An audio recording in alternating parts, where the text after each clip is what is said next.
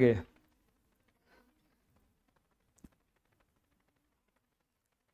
अब आता है, यदि आपको 3 गो दर्पण दिया जाए और बिना छुए, छू करके तो पहचान लीजिएगा ना, क्योंकि जिसका परावर्तक सतह उठा हुआ हो तो उसको कहिएगा कि वो उत्तल है, जिसका धंसा हुआ हो उसको क्या कहिएगा, अवतल है, और जिसका बराबर हो उसको क्या कहा जाएगा, समतल है। लेकिन बोला गया कि बिना स्पर्श किए कैसे पहचानोगे, बिना स्पर्श किए कैसे पहचानेंगे। तो हम क्या करेंगे कि अगर 3 दर्पण दिया रहेगा, उत्तल अवतल और समतल का पहचान करना है, तो उसमें उंगली दिखाएंगे, चाहे किताब ले जाएंगे, चाहे खुद अपना चेहरा ले जाएंगे, देखेंगे जिस दर्पण में जितना बड़ा चेहरा और उतना ही बड़ा दिखाई दे और बराबर दिखाई दे, सीधा दिखाई दे, और जितना दूर आप हैं उतने दूर दिखाई दे, तो समझ जाइए कि वो समतल है। क्योंकि समतल में ही जितना बड़ा चेहरा होता है उतना ही बड़ा चेहरा दिखाई देता है। बोलिएगा कि बराबर तो अवतल में भी दिखाई देता है, तो अवतल में बराबर दिखाई देता है लेकिन उल्टा हो जाता है। वो अवतल में जो बराबर दिखाई देता है वो बराबर नहीं, बराबर तो रहता है लेकिन उल्टा हो जाता है। लेकिन समतल में बराबर भी रहता है और सीधा भी रहता है। तो बोलिएगा कि अवतल में बराबर सीधा भी तो दिखाई देता है। बिल्कुल सही बोले आप, सीधा तो दिखाई देता है लेकिन वो जितना बड़ा रहता है उससे अधिक बड़ा हो जाता है और ज्यादा बड़ा दिखाई देने लगता है। तो उस स्थिति में हम उसको अवतल कहेंगे। तो जिस दर्पण में अगर देखने पर आपको लगे कि नहीं, हम जितना दूर खड़े हैं उतने दूर हमारा प्रतिबिंब बना है, जितना बड़ा हम हैं उतने बड़ा वो भी है, और सीधा है, तो समझ जाइएगा कि क्या है, वो समतल है। उत्तल का खासियत क्या है कि आपका हमेशा सीधा प्रतिबिंब बनाएगा और हमेशा छोटा प्रतिबिंब बनाएगा। सीधा तो बनाएगा लेकिन क्या बनाएगा, छोटा बनाएगा। सीधा तो बनाएगा लेकिन क्या बनाएगा, समतल में सीधा बनाएगा तो बराबर भी बना देगा, सीधा बनाएगा तो बराबर भी बना देगा। और अगर देखा जाएगा उत्तल में तो सीधा तो बनाएगा लेकिन और क्या बना देगा, छोटा बना देगा। और क्या बना देगा। अब चलते हैं अवतल के पास। अवतल के पास, अवतल के अगर नजदीक चले जाएंगे तो बड़ा प्रतिबिंब बनाएगा और सीधा बनाएगा, बड़ा बनाएगा और सीधा बनाएगा। थोड़ा दूर हटेंगे उससे, यानी कि लगभग फोकस तक पहुंच जाएंगे अगर, तो बहुत बड़ा प्रतिबिंब बनने लगेगा और उल्टा बनने लगेगा। क्या बनने लगेगा, उल्टा बनने लगेगा। और थोड़ा दूर जाएंगे तो बराबर बनेगा लेकिन उल्टा बनेगा।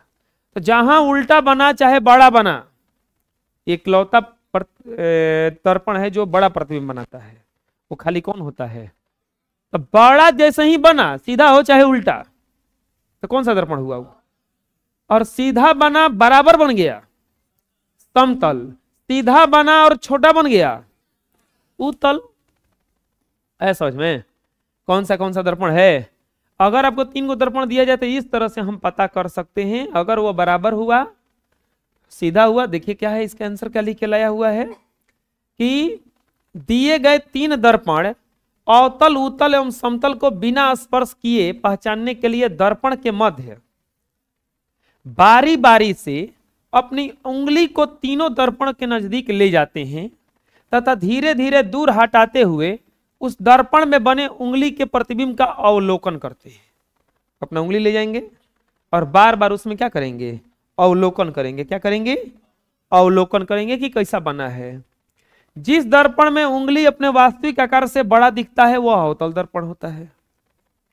वास्तविक आकार से बड़ा दिखने लगेगा तो क्या है, जिस दर्पण में उंगली अपने वास्तविक आकार से छोटा दिखता है वह कौन सा दर्पण होता है, उत्तल। और जिस दर्पण में उंगली अपने वास्तविक आकार के बराबर दिखता है वो कौन सा दर्पण होता है, समतल दर्पण होता है। कौन सा दर्पण होता है वो, समझ में आ जाएगा क्या क्या कौन कौन है।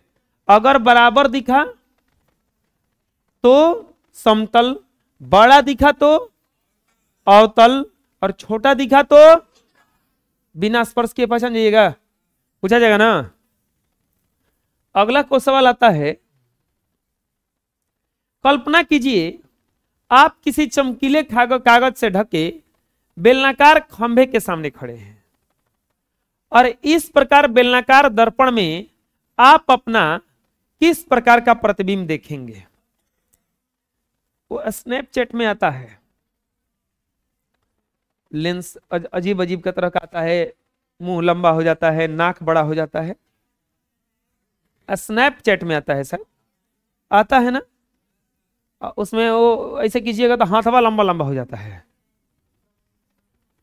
नाक बड़ा बड़ा हो जाता है। स्नैपचैट एक इकलौता एक ऐसा एप्लीकेशन है जो काला आदमी को भी गोरा बना देता है, क्योंकि तो फिल्टर इतना लगा रहता है उसमें ना, कि फिल्टर साफ करते करते करते करते एकदम क्लीन बना देता है उसको। अरे कभी कभी होता ही सन, तो वो बुझे भी नहीं करेगा कि तू ही है।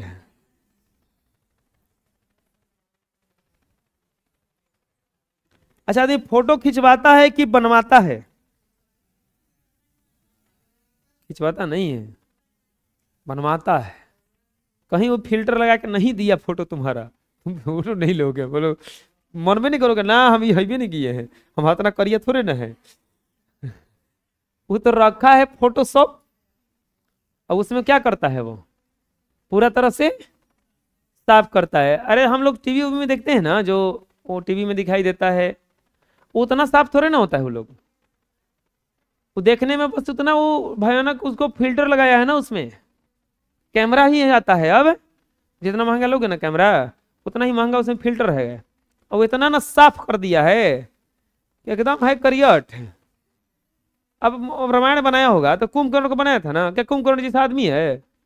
कोई नहीं है, वो कैमरा ऐसा है।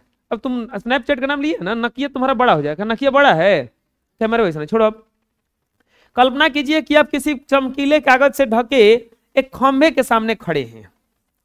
एक खंभा है जो कम चमकीला कागज से ढका हुआ है। आप खाली इतना इमेजिन कर लो कि वो दर्पण कौन सा बनेगा, वो दर्पण कौन सा बनेगा। मान लीजिए कि खंभा है, और जब हम इसको ऐसे ढकेंगे तो इसका ये परावर्तक सतह हो गया ना। अब बताओ, परावर्तक सतह इसका उभरा हुआ है कि धंसा हुआ है? उभरा हुआ है ना। परावर्तक सतह क्या हुआ है? उभरा हुआ है। इसका मतलब अगर ये दर्पण दो तरह से है। कैसे? ऐसे देखा जाएगा तो समतल होगा, ऐसे देखा जाएगा तो सीधा समतल होगा, और अगर ऐसे देखा जाएगा तो उतल होगा ना। दो तरह का है, एक तो ये समतल दर्पण हो जाएगा, और एक तरह से कौन सा दर्पण हो जाएगा? ये दो दर्पण का कॉम्बिनेशन बन गया। बोलो कि अवतल नहीं, अरे अवतल का धंसा हुआ होना चाहिए था ना, ये तो उभरा हुआ है ना, ऐसे ना बनेगा। तो ऐसे देखोगे तो सीधा है, ऐसे देखोगे तो अब प्रतिबिंब कैसा बनेगा, ये सवाल है। मान लीजिए यही खंभा है, हम जाके से खड़े हो गए, तो ऐसे क्षैतिजता है तो समतल काम कर रहा है ना। तो क्षैतिजता जब समतल काम कर रहा है तो जितना हमारा बड़ा हाइट है उतना बड़ा हाइट वो दिखाएगा, उतना बड़ा वो हाइट दिखाएगा। ये तो बात क्लियर है। लेकिन अब मुंहमा कैसन कर देगा बताओ? मोटा पतला। उतल दर्पण प्रतिबिंब को छोटा कर देता है ना। लंबाइया तो समतल दर्पण बताया कि आप सीधे हैं तो इतना बड़ा है, तो आप भी उतना बड़े आ गए। लेकिन जो ये चौड़ैया बताएगा वो कौन बताएगा? उतल। अब उतल दर्पण चौड़ाई को क्या कर देता है, यानी कि हम अपना चेहरा पतला देखेंगे, लंबाई बराबर रहेगा लेकिन चेहरा क्या हो जाएगा? पतला हो जाएगा। कुपोषण का शिकार जैसा दिखेगा आदमी। कुपोषण का शिकार मतलब पतला, दुबला पतला दिखेगा। अगर हम ऐसे दर्पण के सामने खड़े हो जाएंगे तो बताओ हम लोग का चेहरा कैसा दिखाई देगा? लंबाई में बराबर, और चेहरा कैसा दिखाई देगा? पतला दिखाई देगा। कैसा दिखाई देगा? पतला दिखाई देगा। तो देखो, बेलनाकार दर्पण के एक तरह से समतल दर्पण और उत्तल दर्पण का संयोजन होता है। तो समझे भी किए हैं कि अगर कोई से दर्पण बनेगा तो समतल होगा, ऐसे ऐसे कुछ ही होगा। उत्तल ऊर्ध्वाधरता या समतल दर्पण, और क्षैतिजता या उत्तल दर्पण की तरह काम करता है। ऊर्ध्वाधरता मतलब खड़ा रूप से समतल, और पट रूप से उत्तल। अतः ऐसे दर्पण में व्यक्ति का प्रतिबिंब लंबाई के बराबर होगा। जितना बड़ा वस्तु रहेगा उतना बड़ा प्रतिबिंब बनेगा, परंतु व्यक्ति के शरीर की चौड़ाई से प्रतिबिंब के शरीर की चौड़ाई क्या होगी? कम होगी। इसीलिए ऐसे दर्पण में व्यक्ति को अपना चेहरा और शरीर क्या दिखाई देगा? पतला दिखाई देगा। समझ में आ गया क्वेश्चन है? अगर आपको 3 को दर्पण दिया जाए, तीनों को पहचान बिना छुए हुए कैसे करेंगे? जिसमें बड़ा प्रतिबिंब दिखाई देगा अवतल है, छोटा दिखाई देगा तो उत्तल है, और बराबर दिखाई देगा तो। और अगर आप बेलनाकार किसी बर्तन खड़े हो जाइएगा किसके पास, खंभे के पास, तो कौन सा प्रतिबिंब बनेगा? समतल बनेगा। कौन सा बनेगा? पतला बनेगा, और लंबाई में क्या होगा? बराबर होगा। अच्छा एक बात बताओ, ये जो कैमरा रहता है ये दर्पण में, इसमें दर्पण रहता है कि लेंस रहता है? लेंस रहता है ना, इसमें लेंस रहता है। कौन सा लेंस रहता है, कोई बता सकता है? बोलोगे कि लेंस पढ़ाए कहाँ है अभी, हम कैसे बताएं? नहीं बताएंगे, मत बताओ, ठीक है। उत्तल लेंस रहता है। हम लोग की आंख में भी वो लेंस है, आंख में भी वो लेंस कौन सा है? उत्तल लेंस होता है। उत्तल है, अवतल मत फिट करवा देना कभी।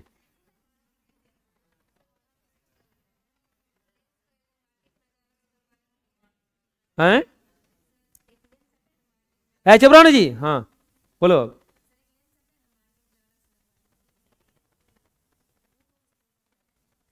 ओ आईलेस उतले होता है। वो आईलेस जानते हो काहे लिए बनाया गया? आईलेस क्या होता है ना, आई लेंस कहलाता है। वो बनाया गया इसलिए कि चश्मा पहनने से दिक्कत है, चश्मा नहीं पहनना है हमको, तब वो बना दिया। इतनी को आंखिए के बराबर साइज के बनाता है वो, तो वही में वो जाके फिट हो जाता है। अब वो बोलोगे कि वो कौन सा लेंस होता है, तो वो आपको जरूरत के अनुसार बनाया जाएगा। जो चश्मा आता है वो उत्तल का भी होता है, अवतल का भी होता है। तो चश्मा जो है ना वो आपके जरूरत के अनुसार, हो सकता है आपको उत्तल का जरूरत पड़े कि अवतल का जरूरत पड़े। बुझा रहा ना क्या करें हमें? तो जरूरत के अनुसार बनता है। साधारणतः जो प्राकृतिक रूप से हमारे आंख में जो लेंस है वो उत्तल लेंस है, ठीक है। अब काहे है आगे पता चलेगा, छोड़ दो अभी। अनुबद्ध फोकस किसे कहते हैं? अनुबद्ध फोकस किसे कहते हैं? तो दर्पण में, चुप रहो ना जी, कौन है जी? दर्पण में एक ऐसा स्थान होता है, दर्पण में एक ऐसा स्थान होता है जहां, ध्यान से देखो, इसमें हम एक टेबल बनवाए थे, इसमें ये वाला देखो बबुआ, जब सी पर वस्तु को रखा जाता था तो कहां प्रतिबिंब बनता था? सोचना अनुबद्ध फोकस क्या है। सी पर जब वस्तु को रखा जाता है तो इसका प्रतिबिंब कहां बनता है? ध्यान से देखना। आप अनंत पर रखा जाता है तो कहां बनता है? एफ पर रखा जाता है तो कहां बनता है? उल्टा हो रहा है क्या? अनंत पर रखा जा रहा है तो वस्तु का प्रतिबिंब बन रहा है फोकस पर, और फोकस पर जब रखा जा रहा है तो देखना ही जा, अनंत और जब सी के बीच रखा जा रहा है तो ये सी और एफ के, जब सी और एफ के बीच बन रखा जा रहा है, जब सी पर रखा जाता है तो कहां बनता है? जब सी पर रखा जाता है कहां बनता है? ई क्या हो रहा है ना, ई मतलब समझ लो कि दो गो जगह है, एक जगह है एगो खड़ा हो रहा है तो दूसरा का जगह पे दो गो खड़ा हो, एगो और खड़ा हो रहा है। ना समझ में आया? बस ये समझ लो कि दो लोग हैं, एगो को 2 रुपए देना है, एगो को 3 रुपए देना है। तो अगर पहला को 3 रुपए दे दिया तो दूसरा को 2 रुपए मिलेगा, और दूसरा को अगर 2 रुपए दे दिया तो पहला को कितना मिलेगा? यही मिलेगा बस। एक जगहिया पे रखने पर दूसरे जगह पर उसका प्रतिबिंब बनता है, और फिर वो जगहिया पर रखने पर फिर दूसरा जगहिया पर प्रतिबिंब बन जाता है ना। इन्हीं दोनों जगहिया को कहा जाता है अनुबद्ध फोकस। दर्पण में एक ऐसा स्थान जहां एक जगह रखने पर, वस्तु को रखने पर दूसरे जगह उसका प्रतिबिंब बनता है, या उस दूसरे जगह पर रखने पर उसके पहले जगह पर प्रतिबिंब बनता है, तो इसी को कहा जाता है अनुबद्ध। और यह केवल वास्तविक प्रतिबिंब के लिए होता है, तो बोले काल्पनिक के लिए नहीं होगा। तो चलो काल्पनिक प्रतिबिंब है ना, है एफ और पी के बीच रखते हैं तो काल्पनिक। तुम लोग क्या देख रहे हो जी नोट्स में? बंद करो ना वो सब, काहे परेशान हो गए? एफ और पी के बीच ही है ना काल्पनिक प्रतिबिंब है। तो यहां पर जब रखा जाता है तो प्रतिबिंब कहां बनता है? इसका दर्पण के, का दर्पण के पीछे वस्तु रखोगे तो क्या हैजा बन जाएगा? और दर्पण के पीछे रखो कुछ बनेगा जी? जाके पीछे खड़ा हो जाओगे तो बनेगा कुछ हो, लेकिन एफ पर रखोगे तो कहां बनेगा? लेकिन अनंत पर रख दोगे तो कहां बन जाएगा? सी और एफ के बीच रखोगे तो क्या बनेगा? अनंत और सी के बीच, अनंत और सी के बीच रखोगे तो कहां बन जाएगा? सी पर रखोगे तो कहां बनेगा? सी पर रखोगे तो कहां बनेगा? अनंत और सी के, ये तो उल्टा हो रहा है ना सब। एक जगह रखने पर दूसर का जगह प्रतिबिंब बनता है, फिर दूसर का जगह रखने पर पहल का जगह प्रतिबिंब बनता है। इन्हीं दोनों जगहिया को क्या कहा जाता है? अनुबद्ध फोकस। समझ में आ गया? अब बताओ अनुबद्ध फोकस किस दर्पण में केवल मिलेगा तुमको? केवल अवतल में। किस में मिलेगा? केवल। किस प्रकार के प्रतिबिंब में मिलेगा? खाली वास्तविक प्रतिबिंब मिलेगा। किस प्रकार के प्रतिबिंब मिलेगा? देख लो, गोलीय दर्पण या लेंस के प्रधान अक्ष पर स्थित ऐसी बिंदुएं जिनमें एक बिंदु पर वस्तु रखने से उसका प्रतिबिंब दूसरे बिंदु पर बनता है, तो वे दोनों बिंदुएं अनुबद्ध फोकस कहलाती हैं। यह केवल वास्तविक प्रतिबिंब के लिए संभव। समझ में आ गया ये क्वेश्चन? किसे कहा जाएगा अनुबद्ध फोकस? एक जगह रखोगे तो दूसर का जगह उसका क्या बनेगा? प्रतिबिंब बनेगा। अनंत पर रखोगे तो एफ पर बनेगा, और एफ पर रखोगे तो हेजा वस्तु रख रहे हो तो हेजा प्रतिबिंब बन रहा है, हेजा वस्तु रख रहे हो तो हेजा प्रतिबिंब। तो इसी को क्या कहा जाएगा? अनुबद्ध। बोलो, गोलीय दर्पण अथवा लेंस के प्रधान अक्ष पर स्थित ऐसी बिंदुएं जिनमें से एक बिंदु पर वस्तु रखने से उसका प्रतिबिंब दूसरे बिंदु पर बनता है, तो वे दोनों बिंदु अनुबद्ध फोकस कहलाता है। यह केवल वास्तविक प्रतिबिंब के लिए संभव है। समझ में आ गया? अनुबद्ध फोकस समझ में आ जाएगा ना? एक जगह रखेंगे तो दूसरा जगह प्रतिबिंब बनेगा, दूसरा जगह रखेंगे तो एक जगह बनेगा। पूछा जाएगा? चलिए नेक्स्ट। दर्पण के, अवतल दर्पण के मुख्य फोकस की परिभाषा लिखिए। फोकस किसे कहते हैं? तो हम फोकस का डेफिनेशन बताए थे कि किसी दर्पण के समानांतर, मुख्य अक्ष के समानांतर आती किरणें दर्पण से परावर्तन के बाद मुख्य अक्ष के या प्रधान अक्ष के जिस बिंदु से होकर जाती है, उसे ही उसका मुख्य फोकस या फोकस कहा जाता है। किसी दर्पण के सामने, किसी दर्पण के सामने, किसी दर्पण के सामने, अगर ये अवतल के लिए था तो इसमें क्लियर लिखेंगे कि किसी दर्पण के सामने, किसी दर्पण के सामने, किसी दर्पण के मुख्य अक्ष के समांतर आती किरणें, किसी दर्पण के समांतर, मुख्य अक्ष के समांतर आती किरणें दर्पण से परावर्तन के बाद जिस बिंदु से, मुख्य अक्ष के जिस बिंदु से होकर जाती है, उसे ही उसी का मुख्य फोकस कहा जाता। समझ में आ गया क्या करें हम? कोई दर्पण हो गया, अब अवतल है तो अवतल है ना होगा, अवतल दर्पण हो गया, ये हो गया इसका कुछ ही मुख्य अक्ष, क्या हो गया? और ये वाला कौन सा किरण हो गया? इसका समानांतर किरण हो गया। तब कहीं से होकर जाएगा ना सब, कहीं से होकर जाएगा ना ये सब, कहीं से होकर जाएगा ना ये सब, तो जहां से होकर जाएगा वही फोकस कहलाएगा। कि जहां से होकर जाएगा वही क्या कहलाएगा? समझ में आ जाएगा? दर्पण के मुख्य अक्ष के समांतर आती किरणें दर्पण से परावर्तन के बाद मुख्य अक्ष के जिस बिंदु से होकर जाती है, उसे ही उसका फोकस कहा जाता, उसे ही उसका फोकस कहा जाता।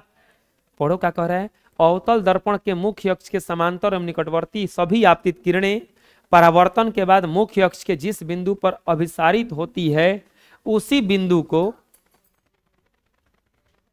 अवतल दर्पण का मुख्य फोकस कहते हैं। इसे प्रायः एफ द्वारा सूचित किया जाता। फोकस को किसके द्वारा सूचित किया जाता है? एफ द्वारा। समझ में आ जाएगा? जहां से परावर्तित होगा, समांतर आती किरण चाहिए। सब किरण कैसा होना चाहिए? समांतर। ये जो समांतर किरणें हैं कहीं से परावर्तित होगा ना, कहीं ना कहीं से परावर्तित होगा ना दर्पण से परावर्तन के बाद, तब मुख्य अक्ष के जिस बिंदु से होगा उसी को क्या कहा जाएगा? फोकस। क्या कहा जाएगा? फोकस का डेफिनेशन उस समय भी बताया गया था, उसमें कुछ था नहीं। अगर हम किसी वस्तु का प्रतिबिंब सीधा और आवर्धित चाहते हैं तो हमें कौन सा दर्पण का प्रयोग करना होगा और वस्तु को कहां रखना होगा? वस्तु को कहां रखना होगा? चलो बताओ जी, बताओ इसका आंसर। आवर्धित प्रतिबिंब चाहिए तो वस्तु को हमें कहां रखना होगा ले जाकर के? पी और एफ के सबसे पहले पूछा है कि हमें कौन सा दर्पण का प्रयोग करना होगा। बबुआ जैसे ही नाम आया आवर्धित तो समझ लेना अवतल का काम हो पड़ेगा। किसका काम पड़ेगा? और जैसे ही नाम पड़ेगा कि वस्तु को सीधा प्राप्त करना है, सीधा प्राप्त करना है तो सीधे चले जाओ पी और एफ के, पी और एफ के। अगर हमें वस्तु को प्रतिबिंब प्राप्त करना है तो हमें कौन सा दर्पण का प्रयोग करना होगा? अवतल दर्पण का प्रयोग करना होगा। और वस्तु को ध्रुव और फोकस के, क्वेश्चन समझ में आ गया ना? वस्तु को कहां रखना होगा? ध्रुव और फोकस के, ध्रुव और फोकस के। अगला सवाल पढ़ो। 15 सेंटीमीटर फोकस दूरी वाले अवतल दर्पण का उपयोग करके हम किसी वस्तु का सीधा प्रतिबिंब बनाना चाहते हैं। किसी वस्तु का कैसा प्रतिबिंब बनाना चाहते हैं?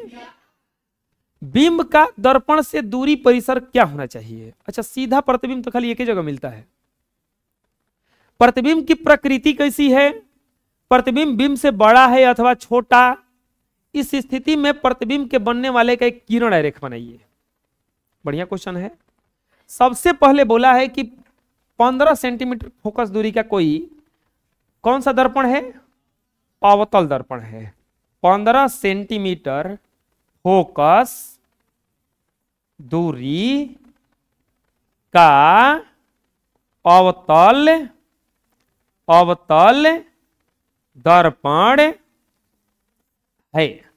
15 सेंटीमीटर फोकस दूरी का क्या है? अवतल दर्पण है।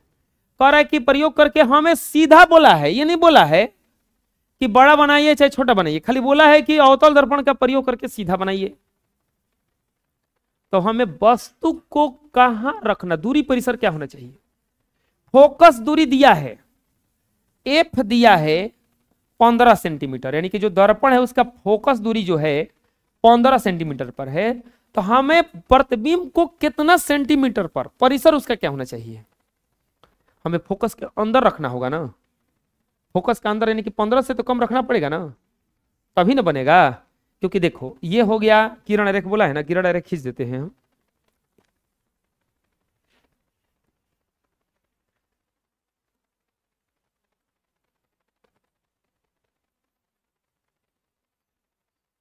ये हो गया दर्पण, अवतल दर्पण है ये।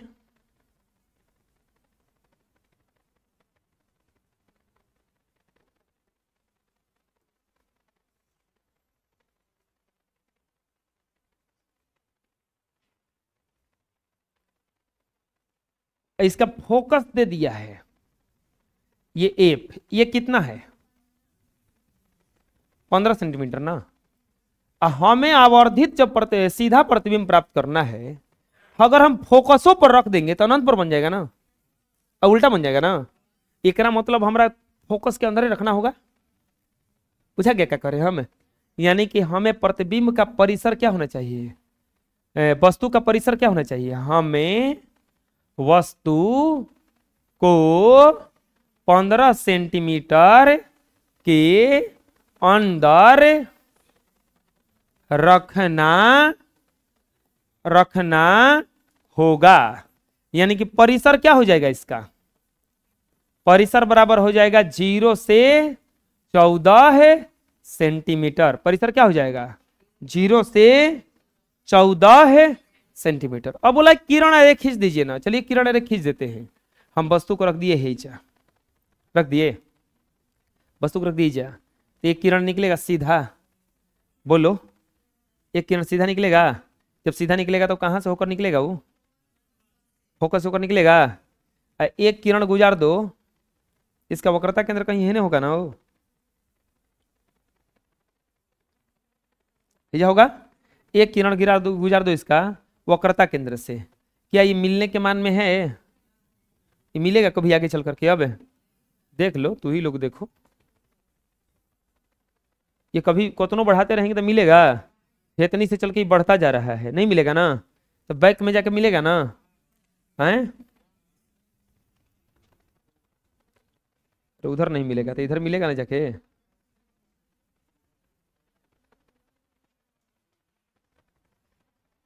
यहां पे जाके मिला। और यहां पर कैसा प्रतिबिंब बनाया? सीधा बनाया, काल्पनिक बना के वास्तविक बना। अब देखो बोला है परिसर हम निकाल दिए ना, एक आंसर हो गया ना। अब क्या बोला है, प्रतिबिंब की प्रकृति कैसी है, तो प्रतिबिंब की प्रकृति क्या हो जाएगा अब, वास्तविक की काल्पनिक है। प्रतिबिंब की प्रकृति, प्रतिबिंब की प्रकृति क्या हो जाएगा, काल्पनिक। काल्पनिक। इसके बाद और कुछ बोला है, देखो प्रतिबिंब बिंब से बड़ा है कि छोटा है, आकार क्या हो जाएगा, आकार क्या हो जाएगा इसका, आकार बराबर हो जाएगा बड़ा। इस स्थिति में बड़ा है तो छोटा, बड़ा हो गया, ये भी आंसर हो गया, ये भी आंसर हो गया। आया समझ में कैसे बनाए, पूछा गया ना, कोई दिक्कत है। नेक्स्ट है क्या था जी, 0 से यहां पे, हाँ यहां पे देख लो 0 से 14 सेंटीमीटर के बीच होना चाहिए, यानी कि दर्पण को ध्रुव से 15 सेंटीमीटर के कम दूरी पर होना चाहिए। प्रतिबिंब की प्रकृति काल्पनिक, सीधा तथा वस्तु से बड़ा बनता है। किरण आरेख में यही बनाना था, देखो फिगर बुझा रहा है ना। प्रकाश का विवर्तन किसे कहते हैं, प्रकाश का विवर्तन किसे कहते हैं, तो अगर किसी प्रकाश के सामने, जैसे प्रकाश का पथ चल रहा है, प्रकाश के गमन पथ को किरण कहा जाता है, पढ़ाए थे हम। प्रकाश के गमन पथ को क्या कहा जाता है, किरण कहा जाता है। अगर इसके सामने जैसे चल रहा था, एक छोटी सी वस्तु रख दिया जाए और वो वस्तु अपारदर्शी हो, वो वस्तु कैसा हो, तो ये अपने पथ से थोड़ा सा विचलित हो जाता है, अपने पथ से थोड़ा सा विचलित हो जाता है, मुड़ जाता है। इसी मुड़ने की घटना को विवर्तन कहा जाता है। विवर्तन समझने के लिए सीधा एग्जाम्पल बताते हैं। चींटी ओर चलती है लाइन से, उसके पथ के सामने एक छोटा सा टुकड़ा डाल दो, रुकती नहीं है, साइड लेके निकल जाएगी, साइड लेके निकल जाएगी, थोड़ा सा मुड़ जाएगी वहां से, तो मुड़ जाएगी तो उसी को उसका क्या कहा जाता है, गेंद उंद जाता है या कहीं एक ढेला पड़ गया हल्का सा भी उसको, तो सीधा चल रहा था थोड़ा सा मुड़ के निकल जाता है वो, तो इसी घटना को क्या कहा जाएगा, अगर प्रकाश में ऐसा घटना होगा तो इसी को क्या कहा जाएगा, विवर्तन। क्या कहलाएगा, विवर्तन। यदि प्रकाश के पथ में कैसी अपारदर्शी वस्तु जो अत्यंत छोटी हो रख दी जाती है, तो प्रकाश सीधी रेखा में गमन करने के बजाय इसके किनारों पर मुड़ने की प्रवृत्ति दर्शाता है। प्रकाश के इसी प्रभाव को प्रकाश का विवर्तन कहा जाता, प्रकाश के इसी प्रभाव को प्रकाश का विवर्तन कहा जाता। अगर प्रकाश मुड़ जाएगा तो इसी को क्या कहा जाएगा, इसका विवर्तन कहा जाएगा। क्या कहा जाएगा, विवर्तन कहा जाएगा। क्या कहा जाएगा, विवर्तन कहा जाएगा। बोलो, यदि प्रकाश के पथ में एक ऐसी अपारदर्शी वस्तु रख दी जाती है जो आकार में बहुत छोटा हो, तो प्रकाश सीधी रेखा में गमन करने के बजाय मुड़ने की प्रवृत्ति दर्शाता है। इसी घटना को प्रकाश का विवर्तन कहा जाता है। बुझा जाएगा ना। प्रकाश सीधा चलते चलते अगर मुड़ जाएगा तो क्या कहलाएगा, विवर्तन कहा जाएगा। क्या कहा जाएगा। अगला सवाल है, उत्तल दर्पण और अवतल दर्पण में फर्क बताइए। खड़े हो जाइए। प्रिंस नाम है, प्रिंस मतलब होता है राजकुमार।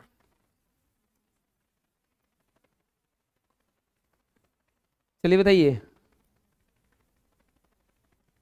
अच्छा, जिसका नाम खुशी रहता है तो वो हिंदी में लिखता होगा खुशी कुमार है, ये खुशी कुमार। और इंग्लिश में कैसे लिखता, हैप्पी कुमारी। आप क्या लिखते हैं हिंदी में जी, प्रिंस से लिखते हैं। प्रिंस मैंने राजकुमार होता है, हिंदी में राजकुमार, इंग्लिश में प्रिंस, ऐसे नहीं ना। आइए यहां पे, आइए तो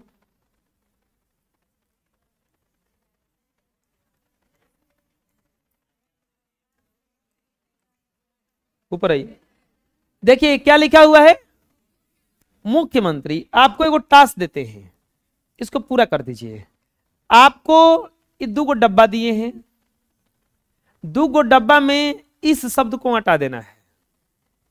लिखिए, हटाइए।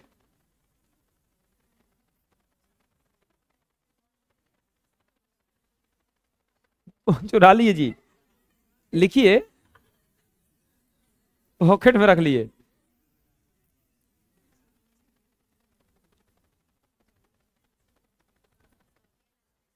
कपिया ना है, हाथवा उठैले रह।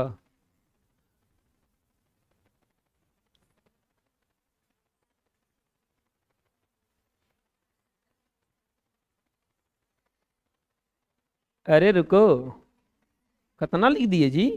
1 गो डबवा में 1 गो अक्षर लिखना है।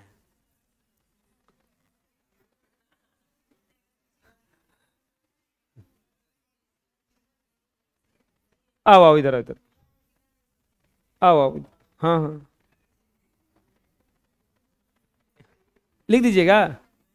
आओ आओ, 1 गो डब्बा में 1 अक्षर लिखिएगा। आइए आगे, आइए आगे, आइए।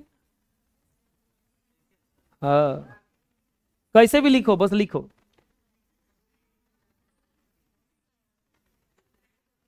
कौन लिख देगा? कौन लिखेगा? कौन कौन हाथ उठाए? हाथ उठाओ, आओ तो। अच्छा, ये सब आदमीपुर के हैं, आदमीपुर को बुलाते हैं। वो आदमीपुर के हैं के? रुकिए जी, उनको उनको वो करवंदिया के है।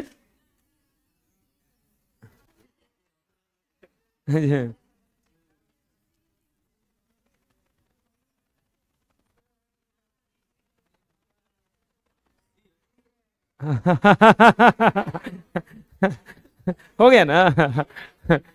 चीफ मिनिस्टर, मुख्य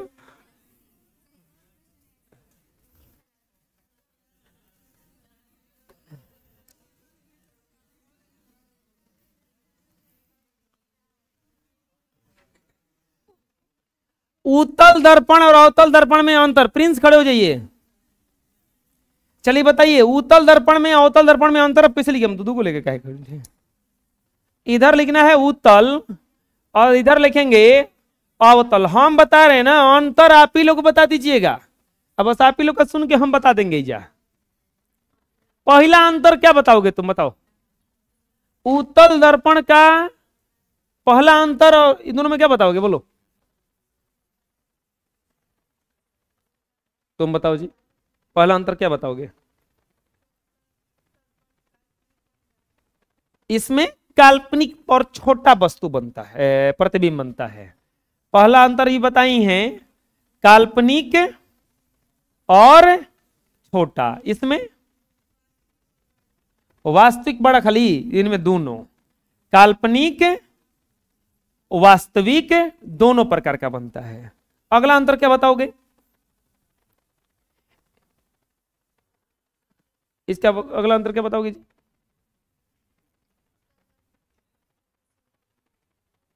इसमें हमेशा सीधा प्रतिबिंब बनता है।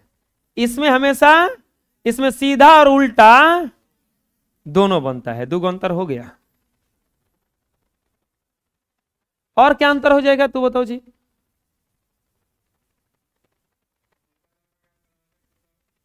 उभरा हुआ परावर्तक सतह, उभरा हुआ, इसका परावर्तक सतह धंसा हुआ होता है।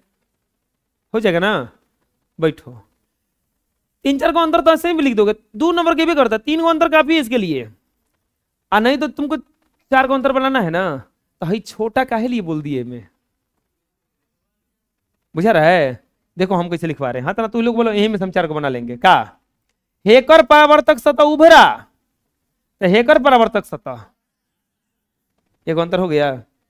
हेकरा में हमेशा काल्पनिक, हमेशा हेकरा में काल्पनिक प्रतिबिंब बनता है। तब लिखेंगे अवतल दर्पण में वास्तविक और काल्पनिक दोनों प्रतिबिंब बनता।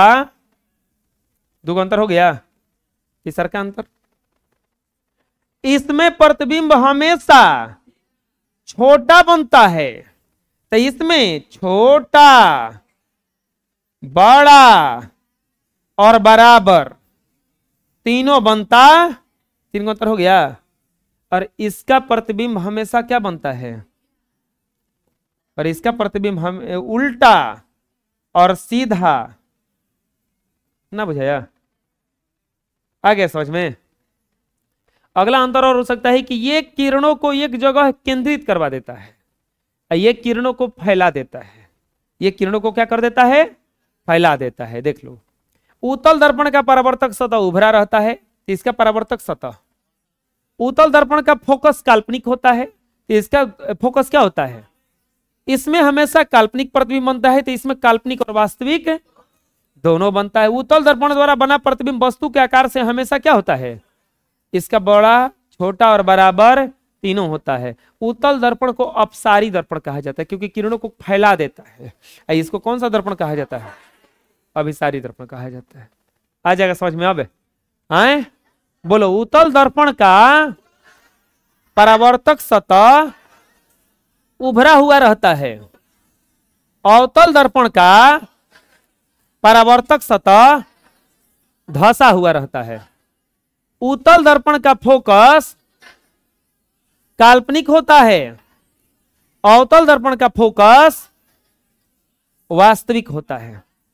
उत्तल दर्पण में हमेशा काल्पनिक प्रतिबिंब बनता है, अवतल दर्पण में वास्तविक और काल्पनिक दोनों प्रतिबिंब बनता है। उत्तल दर्पण द्वारा बना प्रतिबिंब वस्तु के आकार से छोटा होता है, अवतल दर्पण द्वारा बना प्रतिबिंब वस्तु के आकार से बड़ा, छोटा या बराबर होता है। उत्तल दर्पण को अपसारी दर्पण कहा जाता है, अवतल दर्पण को अभिसारी दर्पण कहा जाता है। आ जाएगा समझ में, बुझा गया किसी किसे हुआ, हैं?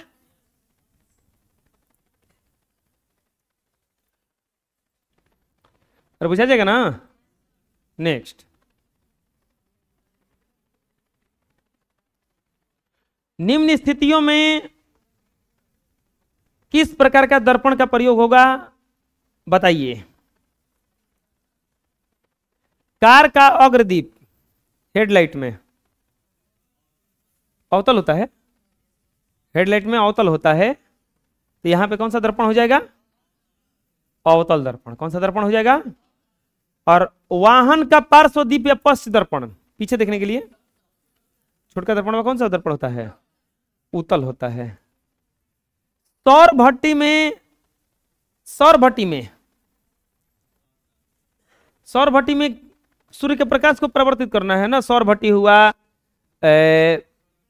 सोलर कुकर हो गया, तो इस समय कौन सा दर्पण आएगा, अवतल आएगा। कौन सा दर्पण आएगा, अवतल आएगा। समझ में आ जाएगा। हम ये सब लिखवा चुके हैं कि हेडलाइट में क्यों प्रयोग किया जाता है, चाहे पश्च दर्पण में कौन सा दर्पण का प्रयोग होता है, उत्तल, क्योंकि इसका जो विस्तृत क्षेत्र होता है, बहुत छोटा छोटा प्रतिबिंब बहुत सारी वस्तुओं को बना देता है। अगला सवाल है, 7 सेंटीमीटर साइज का कोई बिंब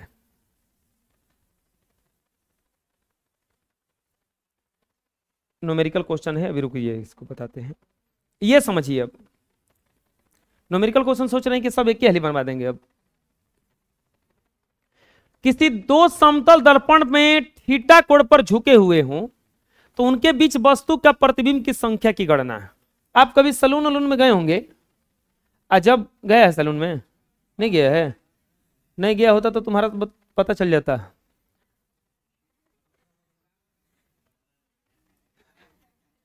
अच्छा, यही था जिसको पटरा पर बिठा देता है सलून वाला, ये जाता नहीं, ये तो कुर्सी पे नहीं बिठाता है, कुर्सी पे को पटरा रखता है तब इनको बिठाता है। अब नहीं बिठाता होगा। अब कहो ना कि हम 10 क्लास में पढ़ी ना, हमसे कुछ क्वेश्चन पूछ लीजिए।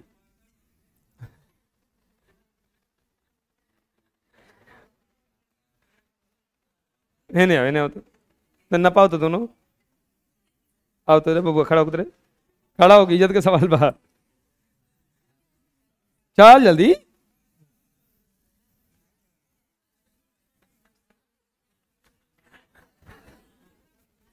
चप्पल खोलो। हो क्या खड़ा है रे कर। हाँ ना बराबर कहाँ है, ये बड़ा है।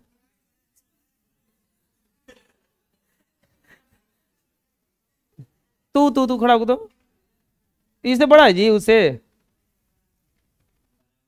उससे बराबर होगा ना। उसको कहाँ अपना कह रहा है, तुम्हारे कह रहा है वो।